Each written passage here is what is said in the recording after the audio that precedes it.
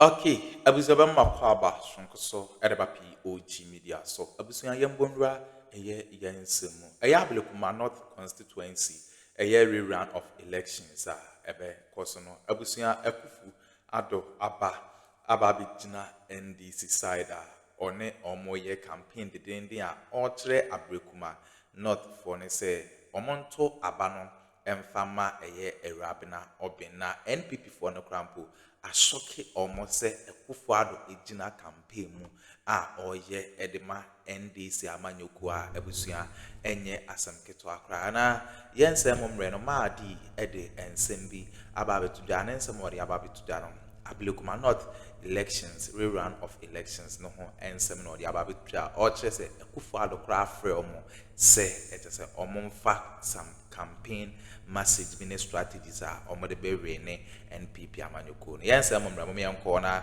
yenkonkotie ensema ekoso unsubscribe ya subscribe like na share ma afofro so ensa into me enkabi medamase Imisa who assess more chances on the ground sir say na musifa ho more chances and maybe you deal with this first movie a meeting I'm sure say you communicate to your parliamentary candidate that time no the decision be falling out how did she receive it and maybe your chances she all of us were expecting 37.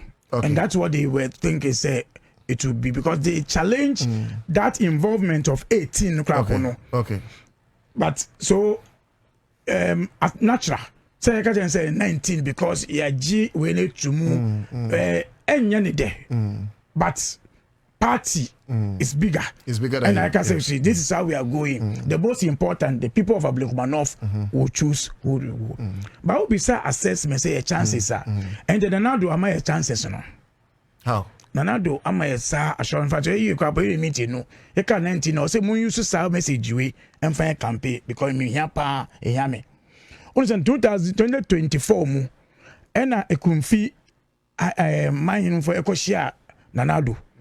Say ebetiao na ehia punto e wa area na Addo hwe na hini ne ka kire ne say ye ko election for 2020 for parliamentary no man to amba ma me MP e wo ho enti me a me wo mempeni no me ntimi mfa punto mba mo area atukujo yes yeah NDC ni wo nti because no ni party ni eni abem nti mo nya punto yeah na Addo e pa kire say se ajo Mahama e wo mpeni no election ya kwa Ablekuma North no o say won pe president won po punto nti muntuma NDC ne no na won timi nko jo Mahama onko jade mas na no why mas and say no say mas we ni me mas minim na answer no na ye ha me o say we no agba mo ti answer na say ma dikebre yes nti Ablekuma North fo a yeah 81 polling station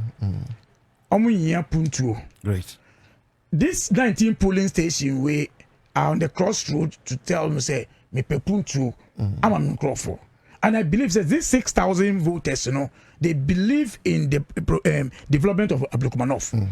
Who they know say MC or na MP no be no only MC in car. It be difficult for you to get development.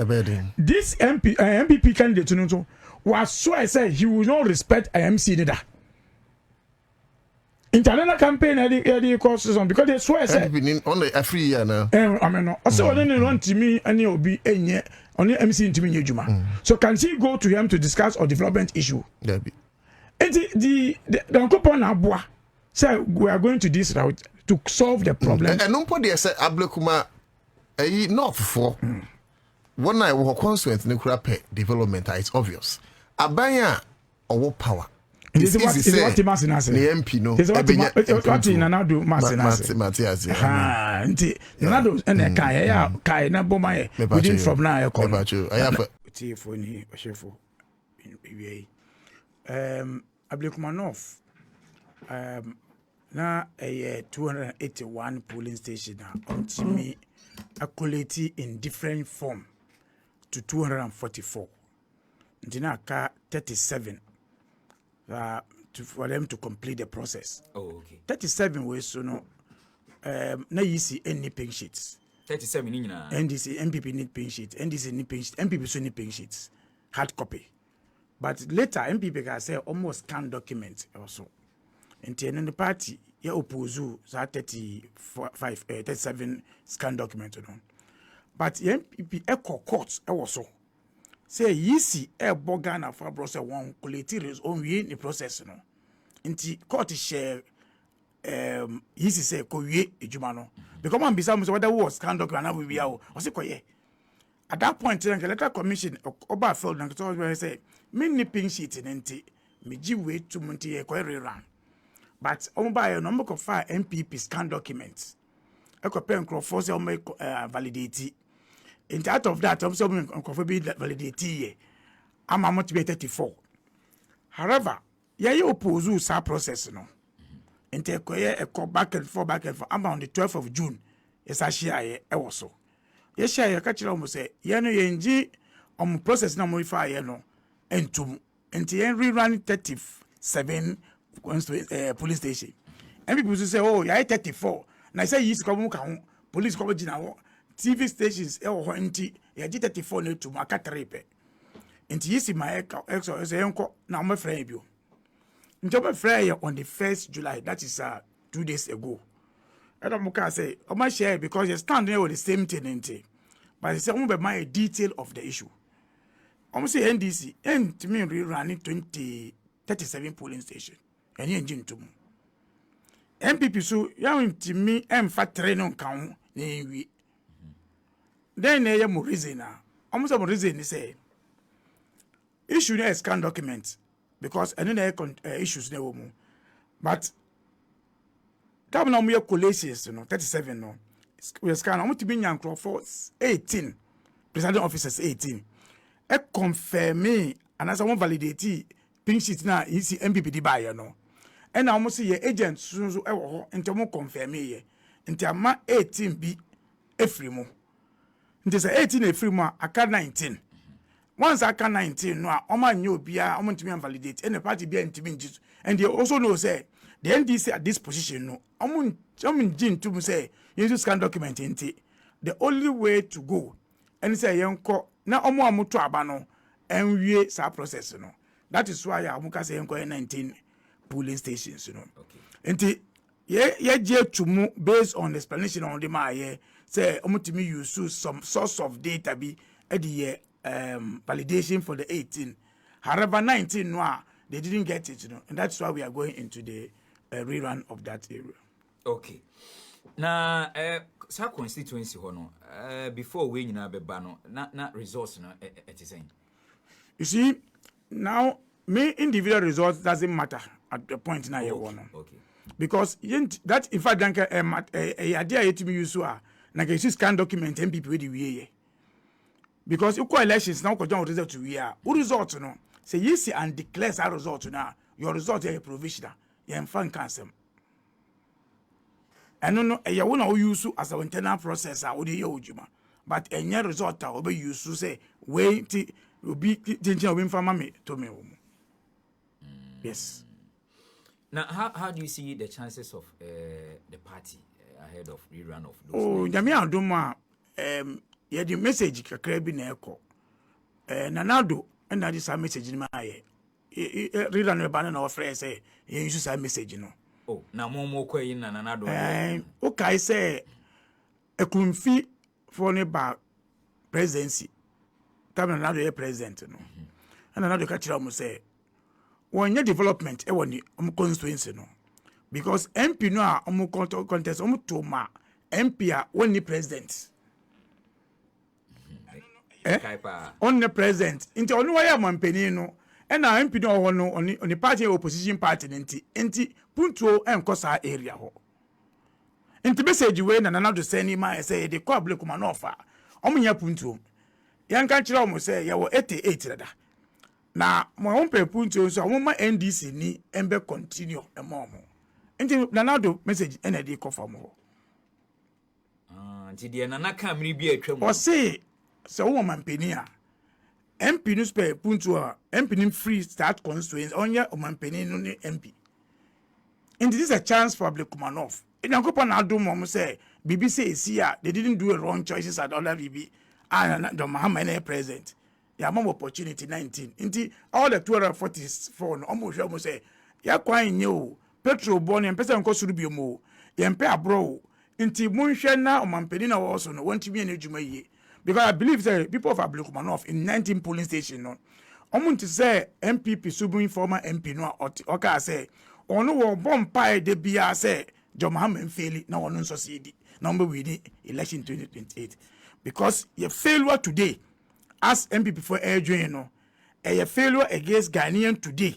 and 4 years do you know against you know. And I believe that the people of Ablekuma North, they will all rally behind a candidate that have a presence in government. Obi baby says polling stations 19 in every constituency there are certain polling stations baby will have a corner say had the NDC for a door pa baby also have a corner say MPP for no a door pa my survey about those 19 polling stations. When in every constituency every in fact before the 2024 our friend no go area for MPP so for NDC again to NDC but you go win elections so those survey will do but there will sit anywhere to be discussing those things but the most important in Nyame adom inshallah a picky seat no picky seat Ablekuma North yes because GDP said the people of Ablekuma North 6,000 na kasa beto abano when they come out they will vote for a candidate or bet me onye obi aka say me nya pontu a fama me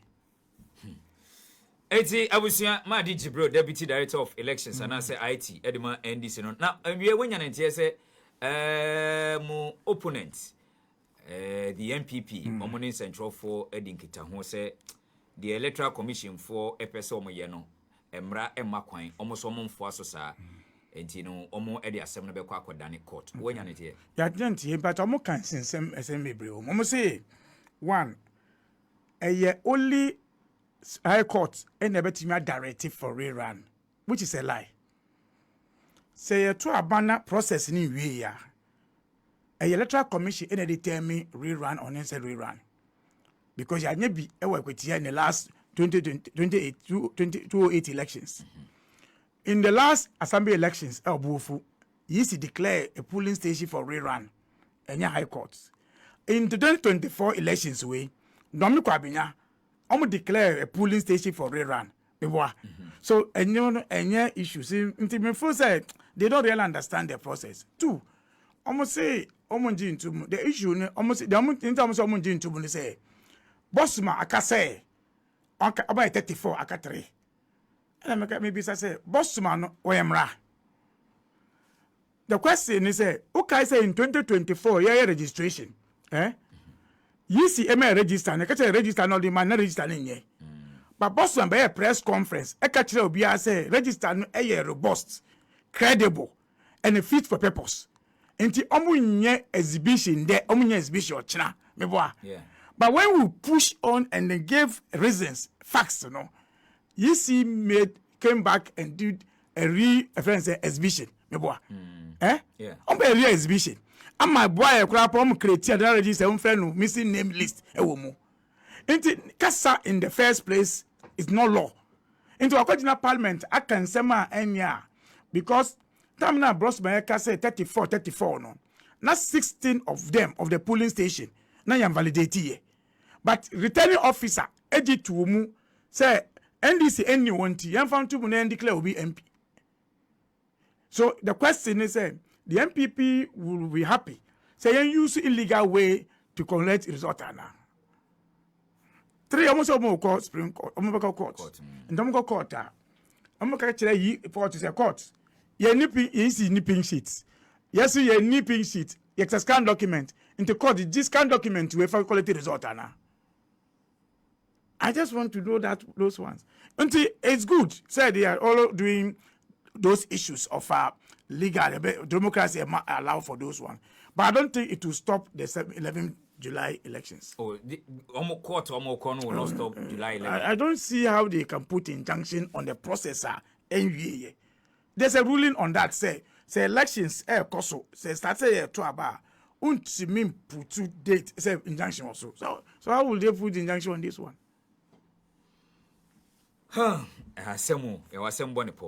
But the fact is almost through elections, Almost lose. almost lose day one, and I'm lose way so. Into omu ye antics, omu ye way, or ye call way, and amu ye. Because omu ye walk, and amu the call ye. Almost on bed demonstration. Say some more court into a court. You ever say, say court in Anjane to move, but they know they will not get it. They will lose it. Mammy, so you couldn't afford the moon who couldn't afford mobile. So you couldn't afford. I didn't know. Oh, I mark away at the meeting. Oh, sir. You see, where they are getting to, that's what they want to hear. That is what, in fact, our meeting, last week, I said, meeting with 28th December. All band no way you do why not the children last be. Okay. Then say no mobile. That's why she comes to the program. And tomorrow, political parties in a meeting. Me say about that. Yemfa kuna no somebody so kuna ni na contest elections.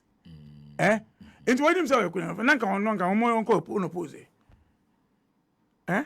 Emotional things na omo ye. And I'm so yemfa nto aba. I say somebody point no. My DJ bro Chemi said the found the MPP amanyuko no electoral commission for so mo ba be rerun no so mo ntia se ne de adom be kokot no chinchin Ablekuma not ne de ato chat na to akan ane well better about the better because unim so be follow bossman here then all call parliament no o ka say rerun the last option rerun last option until last year on the 1st July they become the last option then say a process at what point do you call electoral process say last option until for us baby I could do say I go for rerun no we are cool with it in year they say year 19 per 37 polling station for rerun and you do no but 9 per say yam famra kwan and ejuma because of original 70 however they've explained to us say omo yisi in fact this is why I applauded Jemensa at least for the first time say mamenka say why I did alentia ni deputy o kasi my 34 ye but what did not deputy any in the meeting I catch and say 34 now they call you no 16 yan validate in fact we no be sir all of us in the meeting say we are here rerun on the 19th so people any other issue feel say asema kind no wrong and I say omukoye we no validate they should prove it she question she asked them none of them spoke for about 10 minutes no be anti kasa na mbasho me bisa we you electoral commission for no mu ehia ya ansa na mo ka say July 11 on be rerun no MPP amanyuko no on response e meeting as na it is the same like when we went for the register issue in 2024 say register pen say mo say he say yem pen e ko ka say kwalisa am e ko ye life issue mo say yem pen am mo ka say na do ko a friend say France e ko NDC ko ehia yi sikura ponya ntima fa hwiamba so you see decided say this is what I'm going to do so they started the issues so it will not please everybody at the meeting. Yes, stand at that point and say 1937 but one point say we now it's good we'll go with that. MPP catcher say omo mati but omo ntimi take this omo catcher mpeni for but ade mpeni for no am buy MPP for no even though at the point omo some come mpeni for no ade am omo say na ko to aba 19 police station na security be ni den MPP no o say ko to aba in the 19 police station na security issue the be say na Jemensa kitchen say we no e be free police ni obi abehia na ehwe architecture so one je ntu we security issue 2 they also raise issue of a friend say our MC say when you organizer during the elections he was involved in direct elections to try some see on kan so now that is there no a friend say violence is see so if they didn't accept the 19 runner why are they discussing those issues? Have you ever discussed those issues anywhere before? Finally, come say, you are being munti na you push for rerun. Now, you bet me win elections. You bet chinchi momusa win elections. Until be say, say, I say enough by elections. Now, why no one abemu? Omuna no mo abemu. Until omu win ye. Dabi. Now, you go to 2024 elections. No, why no president? Akuffo don't know. In fact, all people can say one for too many my. Until they should go to the fair, allow the people to vote. But one thing we can assure the people of Ablekuma North, Iowa Bemu, Party Iowa Bemu, a very sure says security Ebeye one of the best at the center. Say violence to trust them. People will move freely to go and vote because polling station are scatter. Ofa Namiche Baku Namiche area, one police station or Bintu Baku Ewo, one electoral area there was 7. Okwa Wusha, there were at least 2 polling stations around our electoral area. So this is how it's scattered. But we will do our best. But I can assure you, say, we are taking this election as a national elections. Oh, Ablekuma no. Hey, massa. Number, in fact, numbers I was saying to me, in fact, because when we are, the baby unity for by election, be a better account. It's when we are going in, take Ablekuma enough people for granted. So we are going in full force. And they be respect you, you be engage you. Actually, nenti I was say to Obama NDC ni ewo. We respect the people of Ablekuma. The 6,000 voters, we respect them. Okay, abusua wene ensema ekoso our political highway so NDC Deputy Director of Elections Madi NIT nka say odesa ensem no to dan no wababeliki eye Akuffo fonkwa just say ultra massive support to Awurabena Aubyn. Ya bada wase samoje pene kokuti sa ensem we edemai aha POG